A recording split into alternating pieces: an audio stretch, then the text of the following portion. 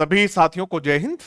मैं आपका साथी डॉक्टर अशोक शर्मा एक बार फिर से आप सभी विनर्स का विनर्स वर्ल्ड के इस ऑनलाइन प्लेटफॉर्म पर स्वागत करता हूं। कैसे हैं भी आप सब लोग? निश्चित रूप से बहुत अच्छे होंगे, स्वस्थ होंगे, मस्त होंगे और एक बहुत शानदार रणनीति के साथ, बहुत शानदार जोश और जुनून के साथ अपनी तैयारी को और धार दे रहे होंगे, अपनी तैयारी में जुटे हुए होंगे। आज का ये बहुत शानदार सेशन एक और PYQ सीरीज का सेशन। इस सेशन में हम पुराने आए हुए क्वेश्चंस को लेते हैं और उन क्वेश्चंस के कॉन्सेप्ट को समझने की कोशिश करते हैं कि भाई इस क्वेश्चन को एग्जाम में क्यों पूछा गया। ऐसे कॉन्सेप्ट्स लेते हैं जिनसे एग्जाम में अक्सर क्वेश्चंस पूछे जाते हैं, ताकि आप एग्जाम में जब क्वेश्चंस पूछे जाएं आपसे अगले एग्जाम में, तो आप बहुत आसानी से सुविधाजनक तरीके से उनका आंसर कर सके। ये है वीनस PYQ सीरीज डे 4।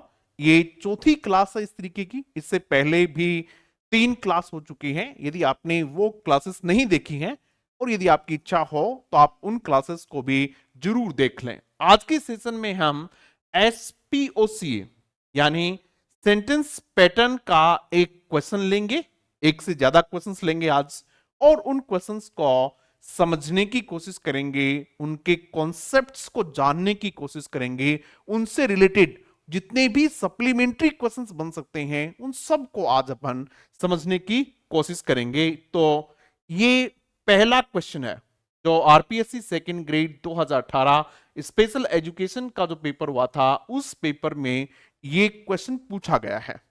इस पैटर्न के क्वेश्चन एग्जाम में अक्सर पूछे जाते हैं। आप जब पुराने पेपर्स उठा के देखोगे तो आपको पता चलेगा कि इस पैटर्न के क्वेश्चन हर एग्जाम में पूछा ही गया है।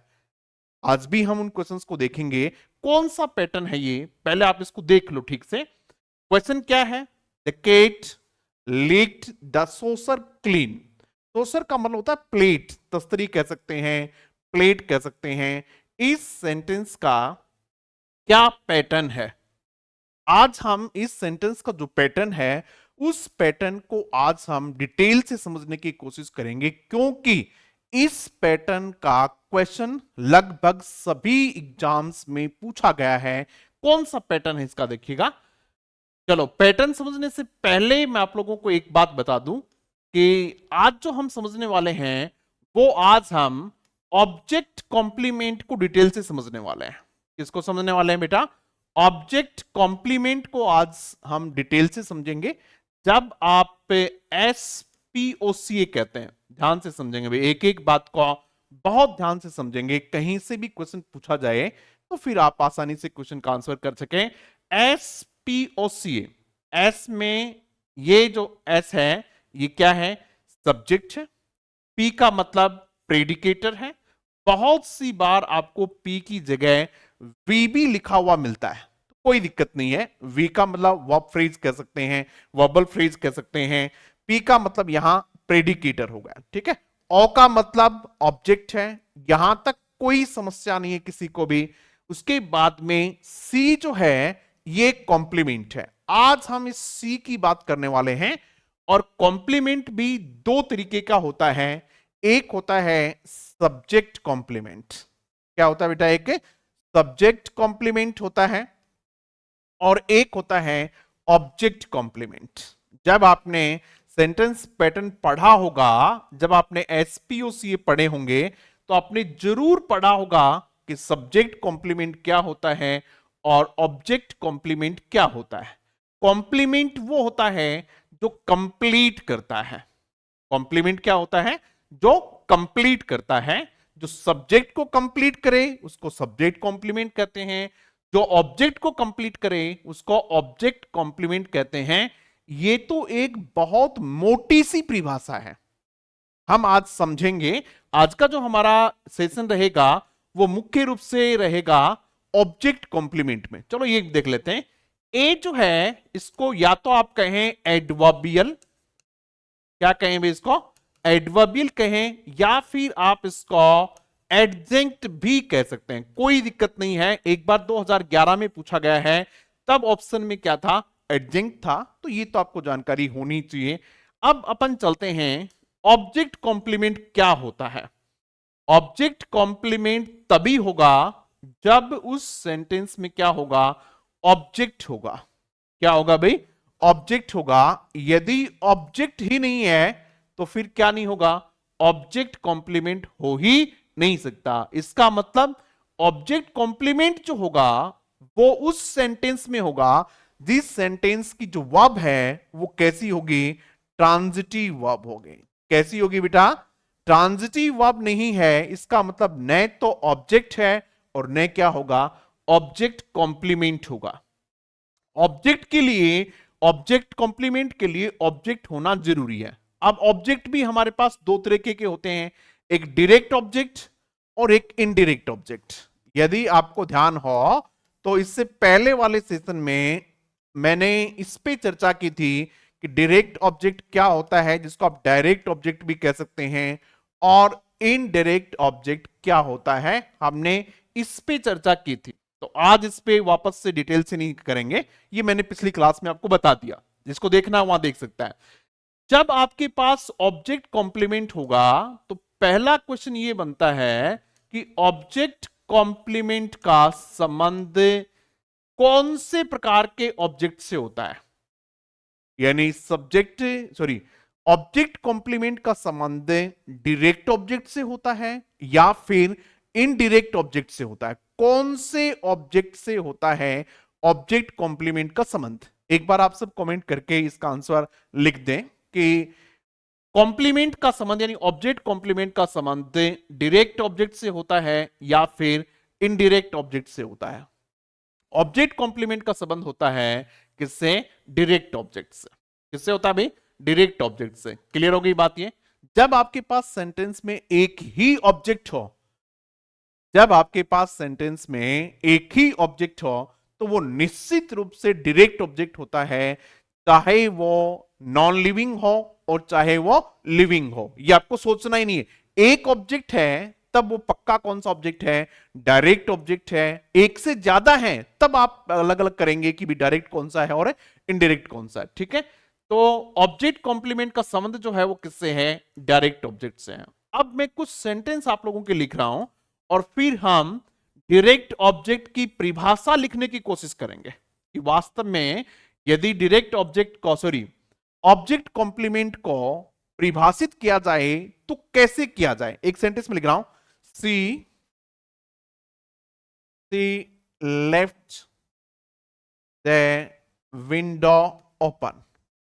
इस सेंटेंस को आप लोग एक बार ध्यान से देखिएगा। सी लेफ्ट द विंडो ओपन, इस सेंटेंस का पैटर्न लिखो। जिस बच्चे को आता है वो पैटर्न लिखेगा, जिसको नहीं आता है उसको समझने की कोशिश करेंगे।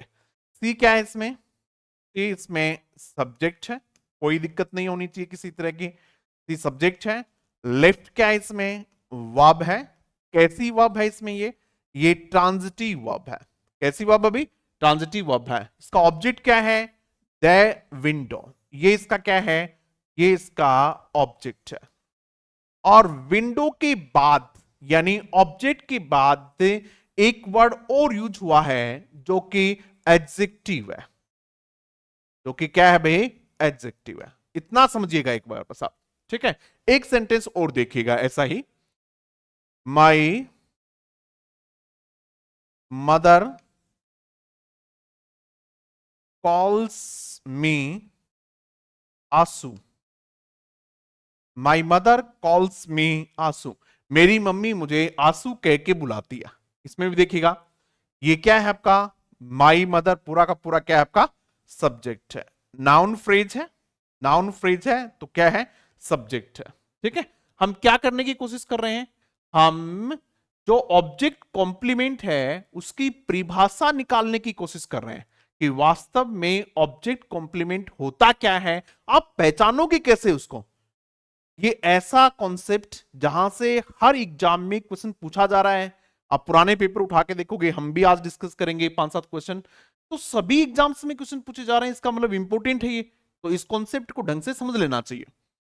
कॉल्स क्या है इसमें, वर्ब है। कॉल्स क्या है बेटा इसमें, वर्ब। किसको कॉल कर रही है, मी, तो मी क्या है आपका, ये ऑब्जेक्ट है। अब कई बच्चे कहेंगे सर कि मी क्या है, इनडायरेक्ट ऑब्जेक्ट है क्योंकि ये लिविंग बीइंग है। नहीं, ऐसा नहीं होता है। जब एक ही ऑब्जेक्ट हो तो क्या होगा, डायरेक्ट ऑब्जेक्ट होगा, यानी ये भी आपका क्या होना है, डायरेक्ट ऑब्जेक्ट होना। इस ऑब्जेक्ट के बाद एक वर्ड और लिखा हुआ है आंसू, जो कि क्या है, नाउन है। ये दो चीजें हैं। अब अपन इसकी डेफिनेशन निकालेंगे। ये भी कॉम्प्लीमेंट है। मी को क्या कर रहा है, रीनेम कर रहा है। मी को क्या कर रहा है, रीनेम कर रहा है। रीनेम का मतलब मी का ही दूसरा नाम क्या है, आंसू है। रीनेम कर रहा है कि नहीं कर रहा है, समझ में आ रही है बात। इसको देखेगा, ये विंडो है और इसके लिए ओपन वर्ड आया है। ये ओपन इस विंडो को डिस्क्राइब कर रहा है। ये इसको क्या कर रहा है, डिस्क्राइब कर रहा है। समझ में आई बात। ये विंडो को ओपन क्या कर रहा है, डिस्क्राइब कर रहा है, क्योंकि वो एडजेक्टिव है। एडजेक्टिव को डिस्क्राइबिंग वर्ड्स भी कहते हैं। इंग्लिश ग्रामर में एडजेक्टिव को डिस्क्राइबिंग वर्ड्स भी कह सकते हैं। और ये इसको रीनेम कर रहा है, क्योंकि ये क्या है, नाउन है। और नाउन क्या होते हैं, नेमिंग वर्ड होते हैं, वो किसी को नेम देते हैं। क्लियर होगी बात ये। अब देखिएगा, ये आपका सब्जेक्ट, ये वर्ब, ये ऑब्जेक्ट, और इस ऑब्जेक्ट को रीनेम किया जा रहा है। इसका मतलब ये है आपका ऑब्जेक्ट कॉम्प्लीमेंट। ये क्या है बेटा, आपका ऑब्जेक्ट कॉम्प्लीमेंट है। देखिएगा, हम इसमें एक एक कॉन्सेप्ट को लेंगे। इसका मतलब उस कॉन्सेप्ट को अच्छे ढंग से समझना है आपको, उसमें कुछ नहीं छोड़ेंगे। क्योंकि जब एक ही कॉन्सेप्ट को ले रहे हैं एक क्लास में, तो कम से कम उस कॉन्सेप्ट को इस ढंग से क्लियर किया जाए कि वहां से यदि कोई क्वेश्चन आ जाएगा तो फिर कोई गलती होने की गुंजाइश हम छोड़ेंगे नहीं। ठीक है, उसमें देखेगा, सी क्या है, सब्जेक्ट है। लेफ्ट क्या है, वर्ब है। द विंडो क्या है, ऑब्जेक्ट है। विंडो कैसी है, ओपन है। इसको आप ऑब्जेक्ट कॉम्प्लीमेंट कहेंगे। इसको क्या कहेंगे, ऑब्जेक्ट कॉम्प्लीमेंट कहेंगे। समझ में आ गई बात भाई। अब आप इसको डेफिनेशन दे सकते हो। आपसे पूछ लिया जाए कि ऑब्जेक्ट कॉम्प्लीमेंट क्या होता है, ऑब्जेक्ट कॉम्प्लीमेंट होता है वो नाउन फ्रेज, या तो वो क्या होगा, नाउन फ्रेज होगी। आपसे पूछ सकते हैं कि ऑब्जेक्ट कॉम्प्लीमेंट क्या हो सकता है, noun phrase, adjective phrase, adverb phrase, prepositional phrase. तो या तो वो नाउन फ्रेज होगा, और यदि नाउन फ्रेज नहीं होगा तो क्या होगा, एडजेक्टिव फ्रेज होगा। वो नाउन फ्रेज या फिर एडजेक्टिव फ्रेज, जब मैं यहां फ्रेज लिख रहा हूं तो सिंगल वर्ड भी हो सकता है। कोई बच्चा कंफ्यूज ये नहीं हो कि सर फ्रेज तो ग्रुप ऑफ वर्ड्स होती है, नहीं, एक शब्द भी क्या होता है, फ्रेज है। यहां आंसू नाउन फ्रेज है, और यहां ओपन क्या है, आपकी एडजेक्टिव फ्रेज है। वे नाउन फ्रेज या फिर एडजेक्टिव फ्रेज जो किसके तुरंत बाद आती हैं, ऑब्जेक्ट के तुरंत बाद आती हैं। क्या करने के लिए आती हैं, ऑब्जेक्ट को या तो रीनेम करने के लिए आती हैं। क्यों आती हैं भाई, या तो उसको रीनेम करने के लिए आती हैं, या फिर उसको डिस्क्राइब करने के लिए आती हैं। क्या करने के लिए आती हैं, डिस्क्राइब करने के लिए आती हैं। उन नाउन फ्रेज या एडजेक्टिव फ्रेज को क्या कहा जाता है, उनको ऑब्जेक्ट कॉम्प्लीमेंट कहा जाता है। क्या कहा जाता है बेटा, उनको ऑब्जेक्ट कॉम्प्लीमेंट कहा जाता है। समझ में आई बात आपकी, क्या कहना चाह रहे हैं हम इसकी परिभाषा को देखा हमने कि वे नाउन फ्रेज, देखो डेफिनेशन से रिलेटेड क्वेश्चन एग्जाम में पूछ लेते हैं कई बार। आरपीएससी सेकंड ग्रेड में कई बार पूछा हुआ डेफिनेशन से रिलेटेड। तो आपको डेफिनेशन और एप्लीकेशन दोनों की जानकारी ठीक तरीके से होनी चाहिए।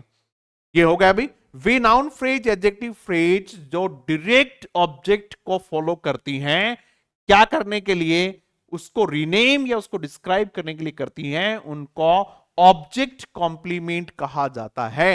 यानी ऑब्जेक्ट कॉम्प्लीमेंट नाउन भी हो सकता है, ऑब्जेक्ट कॉम्प्लीमेंट क्या हो सकता है, आपका एडजेक्टिव भी हो सकता है। ठीक है, तो ये क्या थे अभी इसमें, इसका पैटर्न क्या दोनों का, ये सब के सब ऑब्जेक्ट कॉम्प्लीमेंट। अगर आंसू को अंडरलाइन किया जाए तो ऑब्जेक्ट कॉम्प्लीमेंट है, इसको किया जाए तो ऑब्जेक्ट कॉम्प्लीमेंट है। और यदि इस पैटर्न को पूछा जाए तो एसपीओसी है, इसका पैटर्न क्या है, एसपीओसी है।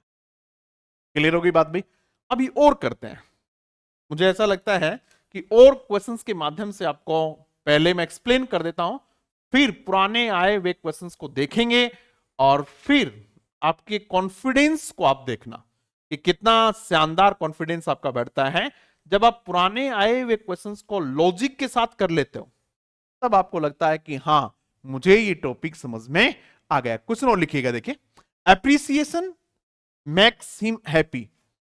एप्रिसिएशन, APPRACIATN, एप्रिसिएशन होती प्रशंसा। Appreciation makes him happy. Appreciation, प्रशंसा जो है वो उसको खुश कर देती है।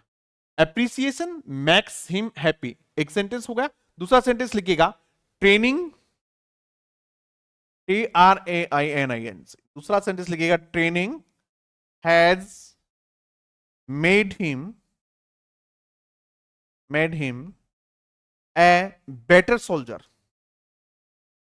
बेटर सोल्जर, ट्रेनिंग ने उसको एक अच्छा सोल्जर बना दिया है।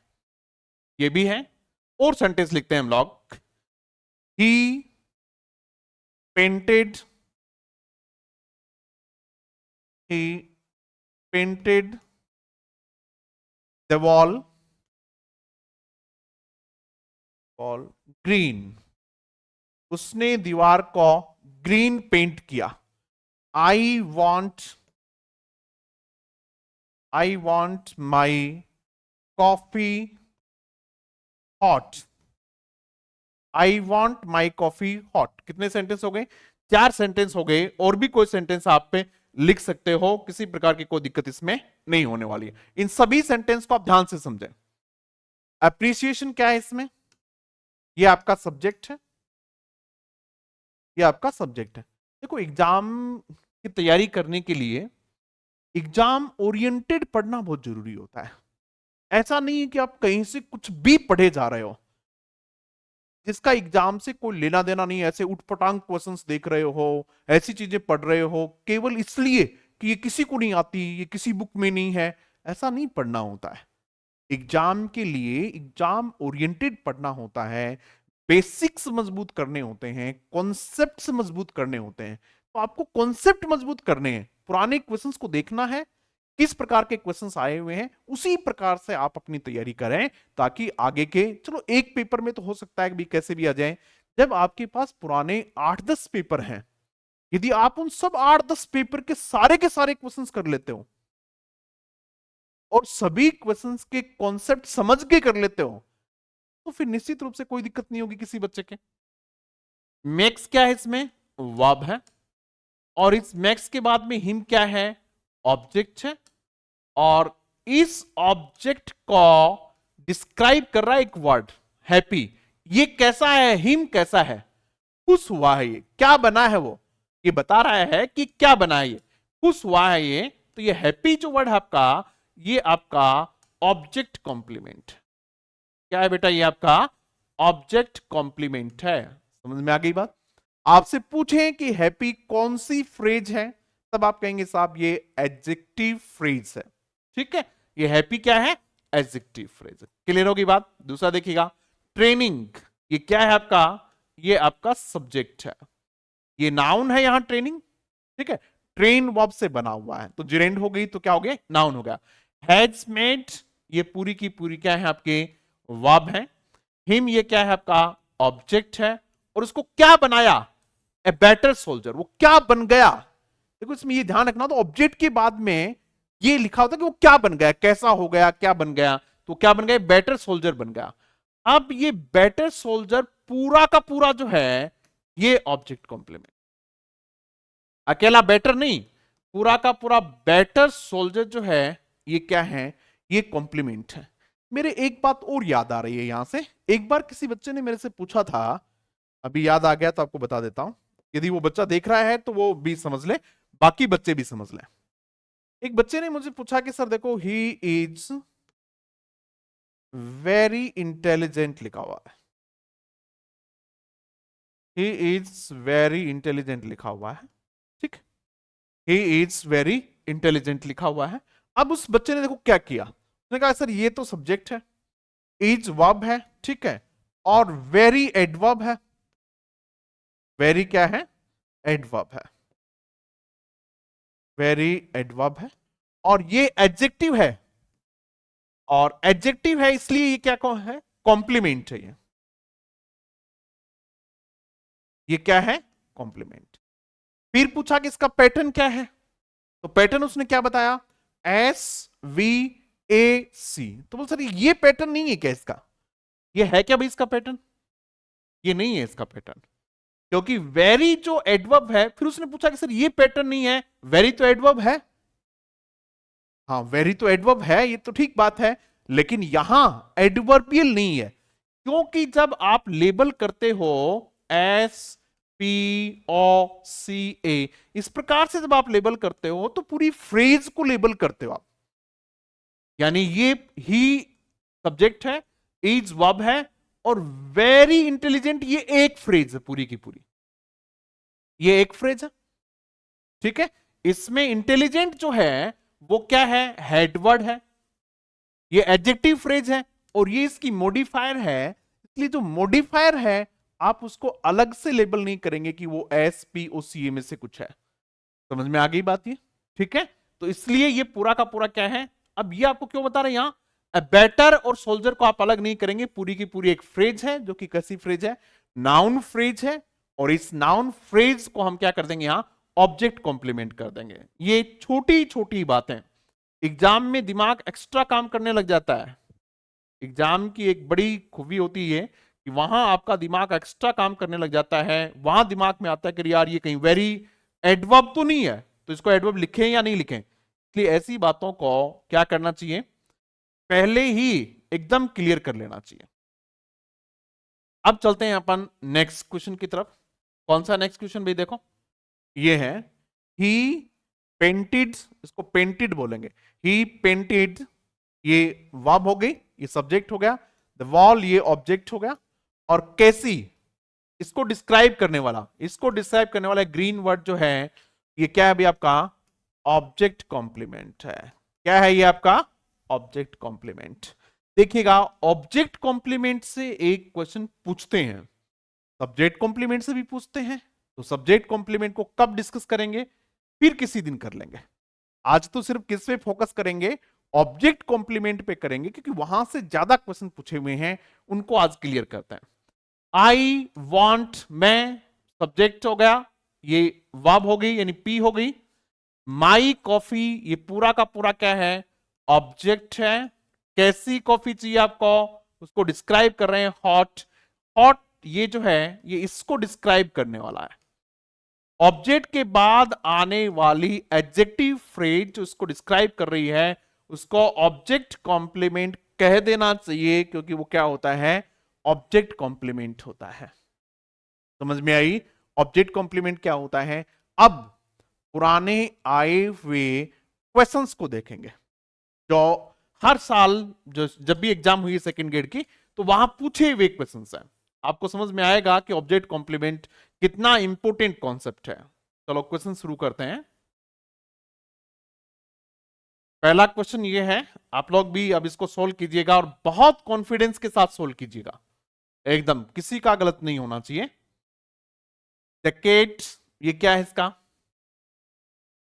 सब्जेक्ट है, डेकेड क्या है इसमें, सब्जेक्ट है। लीक्ड काटना होता है, क्या है ये आपकी वर्ब फ्रेज है, जिसको आप पी से कह सकते हैं। सोशर ये ऑब्जेक्ट है, किसको चाटा, सोशर को, तो ये क्या हो गया आपका ऑब्जेक्ट हो गया, कोई दिक्कत नहीं है किसी तरह की। और सोशर को, ये जो क्लीन वर्ड है ये किसको डिस्क्राइब कर रहा है, साफ, सोशर को क्या कर दिया, प्लेट को एकदम साफ कर दिया, तो ये क्लीन वर्ड जो है ये ऑब्जेक्ट कॉम्प्लीमेंट है। क्या है भाई, ये ऑब्जेक्ट कॉम्प्लीमेंट है, और इसका पैटर्न क्या बन गया, एस वी ओ सी या फिर एस पी ओ सी, जो भी आप कहना चाहें वो कह सकते हैं, ठीक है। एक क्वेश्चन इस प्रकार का अब जब भी आप एग्जाम देंगे निश्चित रूप से पूछा जाएगा, आपको घबराना नहीं है, पूरे जोश के साथ लिखना है। आप कमेंट बॉक्स में इसी पैटर्न का एक सेंटेंस वो लिखना जो मैंने नहीं बताया है, एक से ज्यादा भी लिख सकते हो। कुछ बच्चे तो कमेंट करने के लिए इतने परेशान रहते हैं कि साहब हमें बाकी कुछ भी हो जाए लेकिन कमेंट नहीं करेंगे, हम पढ़ लेंगे, हमें अच्छा भी लगेगा, सारी चीजें हैं। अरे भाई, आप मेरे लिए नहीं करवा रहा हूं मैं। जब आप वहां कमेंट करेंगे तो आपका कमेंट बाकी बच्चे देखेंगे, आप बाकी बच्चों का देखेंगे। यदि 20 30 50 बच्चे भी यदि शानदार सेंटेंस लिखते हैं, तो जब आप उनको रीड करते हैं तो 50 सेंटेंस आपने रीड कर लिए। कितनी शानदार प्रैक्टिस आपकी हो गई, इसलिए जरूर लिखा करें। अब इसका पैटर्न कौन सा है देखिएगा, SVOC, ये इसका पैटर्न हो गया। ठीक है, ये 2018 स्पेशल एजुकेशन में पूछा हुआ सेंटेंस है। दूसरा देखिएगा, ये 2018 संस्कृत एजुकेशन वाला जो पेपर हुआ था उसमें पूछा हुआ है। द जजेस named her the beauty queen of the year. अच्छा सेंटेंस है। जजेस, ये क्या है इसमें, सब्जेक्ट है। द जजेस क्या है इसमें, सब्जेक्ट है, कोई दिक्कत नहीं है। नेम्ड क्या है इसमें, वर्ब है। नेम्ड क्या है, वर्ब है। ठीक है, कोई दिक्कत नहीं है। हर, ये इसका ऑब्जेक्ट है। अगर कोई आपसे पूछे कि इस सेंटेंस में ये ऑब्जेक्ट डायरेक्ट है या इनडायरेक्ट है, तो आप कहेंगे यहां डायरेक्ट ऑब्जेक्ट। आगे देखिएगा, the beauty queen of the year, ये पूरा का पूरा क्या है आपका, कॉम्प्लीमेंट। अब कई बार एग्जाम में क्या पूछते हैं कि इसमें कॉम्प्लीमेंट कौन सा हिस्सा है। इसी सेंटेंस को थोड़ा सा अच्छे तरीके से भी पूछना चाहें हम, ऐसे पूछ सकते थे इसको। कैसे पूछ सकते थे अभी, the complement in the above sentence is, ये सेंटेंस हो सकता था कि द कॉम्प्लीमेंट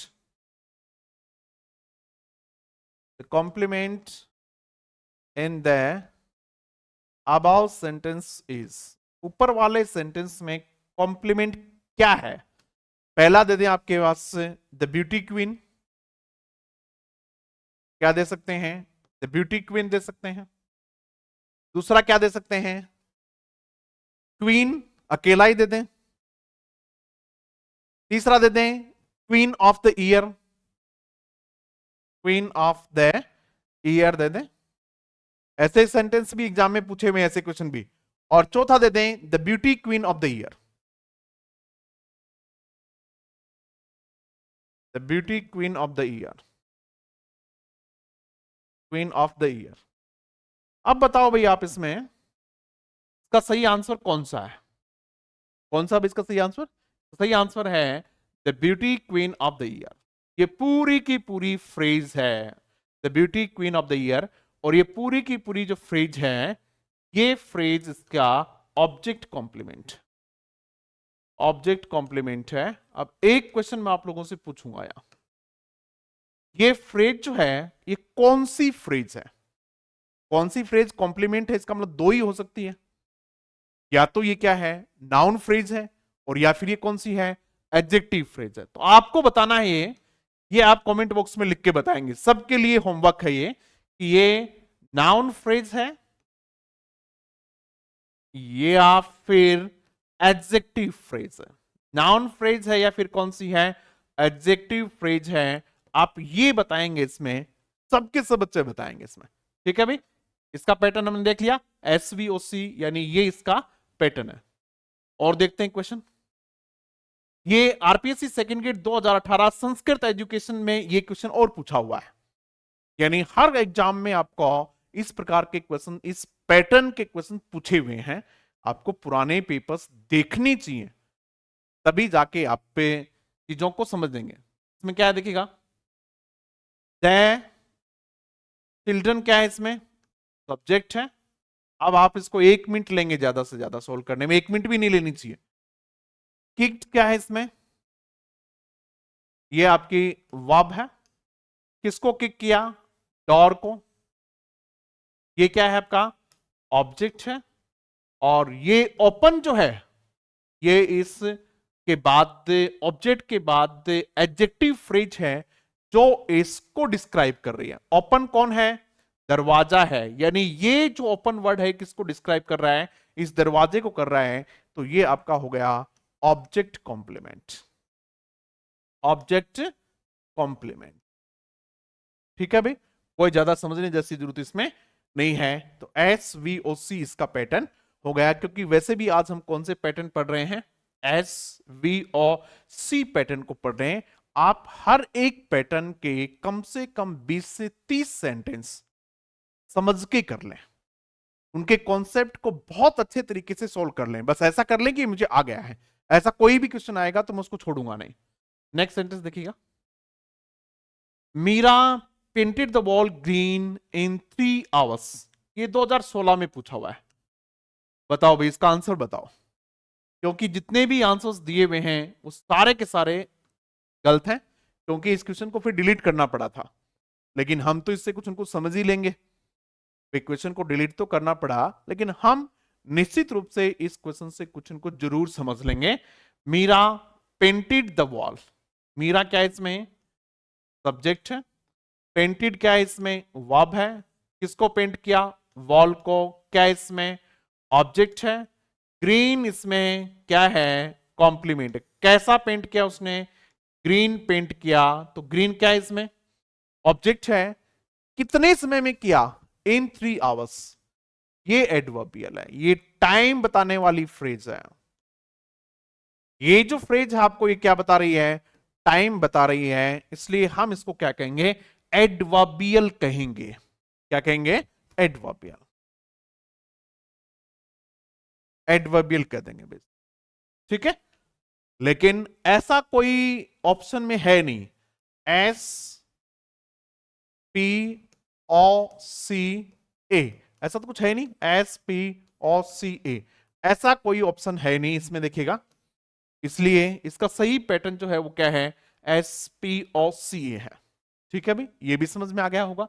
अब चीजें आप लोगों को आसान लगेंगी, जहां कहीं आपको ऑब्जेक्ट कॉम्प्लीमेंट दिख जाए आप तुरंत उसको पहचान लेंगे। एक क्वेश्चन और लेते हैं। यस, ये क्वेश्चन 2016 में पूछा हुआ है, ये भी आरपीएससी सेकंड ग्रेड 2016 में पूछा हुआ है। दे है, दी नहीं है, दे है ये। They called the dog Tommy, they क्या है इसमें सब्जेक्ट है, कॉल्ड क्या है इसमें वर्ब है, और द डॉग इसमें क्या है ऑब्जेक्ट है, और उस डॉग को क्या कहा उन्होंने, टॉमी कहा। तो ये जो नाउन फ्रेज है, ये नाउन फ्रेज इसकी क्या है, ऑब्जेक्ट कॉम्प्लीमेंट है। तो ये पुराने आए हुए कुछ क्वेश्चंस के माध्यम से आज हमने एक कॉन्सेप्ट को समझने का प्रयास किया। ये PYQ सीरीज का 4th डे था, चौथा दिन था।